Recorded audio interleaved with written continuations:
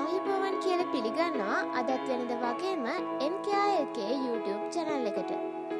සරු කාලය ගණනය කිරීම පිළිබඳව මම දාපු වීඩියෝ එකට ගොඩක් අය කමෙන්ට් කරලා අහලා තිබ්බේ තමන්ගේ සරු කාලය මොකද්ද කියන කාරණය පිළිබඳව. ඉතින් මම අද තීරණය කළා තමන්ගේ සරු කාලය පහසුවෙන් සොයා ගන්න පුළුවන් වෙබ්සයිට් කිහිපයක්ම ඔයාලට පෙන්වලා දෙන්න.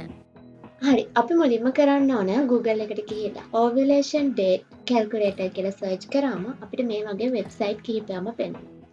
අපි මේන් එකට ගිහින් බලමු. හරි මුලින්ම තියෙන්නේ select the first day of your last period.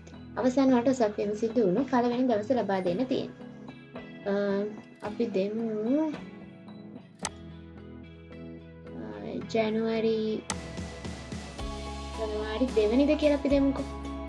ඊට පස්සේ next කරාම අපිට එනවා අපේ ඔසක් චක්‍රය දින කීයකට වරක්ද සිද්ධ වෙන්නේ කියන කාරණේ ලබා දෙන්න. අපි දෙමු දින 29කට වරක් කියලා. get your result. මේ විදිහට අපිට අපේ result එක බලා ගන්නට පුළුවන්. මේ තියෙන්නේ next period date එක අපේ.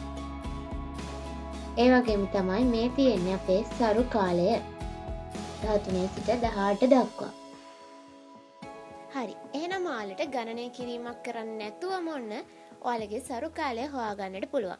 මම මේ වෙබ්සයිට් කිහිපෙම link description එකේ දාලා තියන්නම්. ඒ වගේම තමයි මම හිතනවා කලින් වීඩියෝ එකේදී ඔයාලට තිබිච්ච ගැටලු මේ වීඩියෝ එකෙන් විසඳුණා කියලා. එහෙනම් නැවතත් මේ වගේම වැදගත් වීඩියෝ එකෙන් හමු වෙනතුරු අදට ඔබෙන් සමුගන්නම්.